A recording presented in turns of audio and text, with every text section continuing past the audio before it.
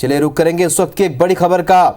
बता दें आपको, नकुल नाथ, डीके सुरेश और दीपक बैज निलंबित कर दिए गए। लोकसभा के 3 और सांसद निलंबित किए गए। नकुल नाथ, डीके सुरेश और दीपक बैज को निलंबित किया गया। अब तक 146 सांसद सस्पेंड हो चुके हैं।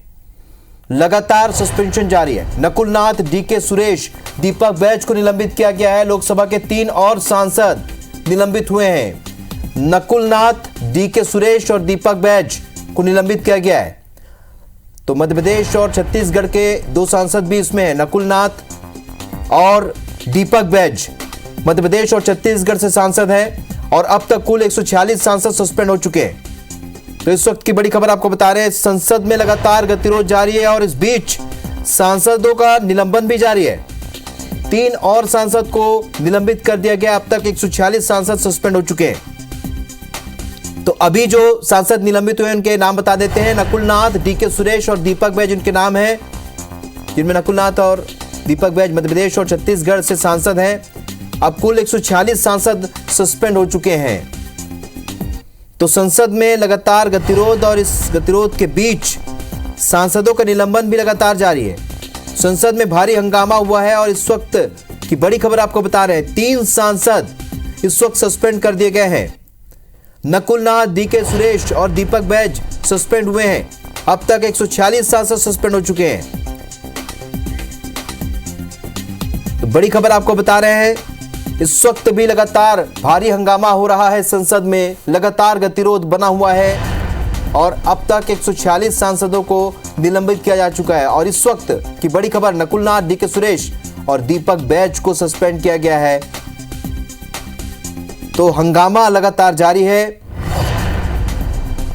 और इस बीच 3 सांसदों को और सस्पेंड किया गया है, निलंबित कर दिया गया है। तो संसद में गतिरोध लगातार बना हुआ है। नकुल नाथ और दीपक बैज निलंबित हो चुके हैं। नकुल नाथ मध्य प्रदेश और दीपक बैज छत्तीसगढ़ से सांसद हैं और अब तक 146 सांसद सस्पेंड किए जा चुके हैं।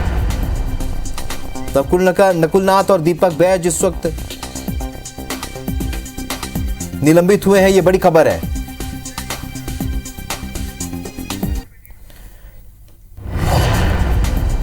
चलिए इस वक्त 2 खास मेहमान हमारे साथ फोन लाइन पर जुड़े हैं, प्रतिक्रिया उनसे ले लेते हैं। पंकज चतुर्वेदी बीजेपी से और धनंजय ठाकुर इस वक्त कांग्रेस से हमारे साथ जुड़ रहे हैं। धनंजय जी, सबसे पहले आपसे प्रतिक्रिया चाहेंगे। कांग्रेस के विधायक दीपक बैज, नकुल नाथ सस्पेंड हुए हैं, रिएक्शन? देखिए, जिस प्रकार से तानाशाही चल रहा है संसद भवन में, सवाल पूछने पर, सुरक्षा पे सवाल उठाने पर जिस प्रकार से सांसदों को सस्पेंड करके कहीं न कहीं देश के सुरक्षा के साथ खिलवाड़ किया जा रहा है और सरकार से सवाल पूछने पर जो प्रतिबंध लगाया जा रहा है, पूरा देश देख रहा है किस प्रकार से तानाशाही चल रहा है। दुर्भाग्यजनक है। आजादी के बाद पहली बार ऐसा हो रहा है कि विपक्षी दलों के सांसदों को सदन से बाहर रखकर सरकार अपनी तानाशाही चला रही है। कि देश की जनता इस भारतीय जनता पार्टी की सरकार को माफ नहीं करेगी और 2024 के इलेक्शन में जरूर सबक सिखाएगी। विपक्ष के लोग लगातार, चाहे महंगाई हो, बेरोजगारी हो, चाहे अडानी का भ्रष्टाचार हो, चाहे देश की गिरती अर्थव्यवस्था हो या देश की सुरक्षा का विषय हो, सदन में सवाल उठाते जा रहे हैं और सदन से सवाल का जवाब देने के बजाय केंद्र की सरकार भाग रही है। अब तो इंतहा हो गया। सवाल पूछने पर जिस प्रकार से सांसदों को सस्पेंड कर दिया जा रहा है, या कि देश को किस दिशा में जाना चाहते हैं?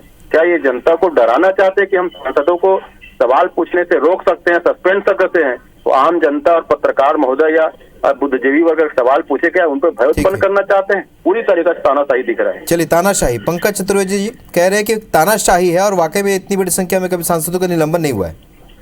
देखिए, सवाल सांसदों के निलंबन करने, सवाल कांग्रेस पार्टी और घमंडिया गठबंधन के बाकी सांसदों के संसदीय आचरण का है।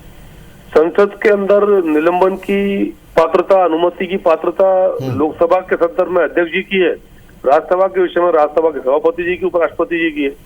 पर कांग्रेस और घमंडिया गठबंधन के लोग पिछले 10-12 दिन से सिवाय सांकेतिक विरोध के कोई सार्थक चर्चा नहीं करे। 12-13 दिन होगा देश की संसद को। बहुत सारे महत्वपूर्ण विषयों पर सरकार चर्चा करना चाहती, चर्चा नहीं करना चाहते, उत्पाद बचाना चाहती।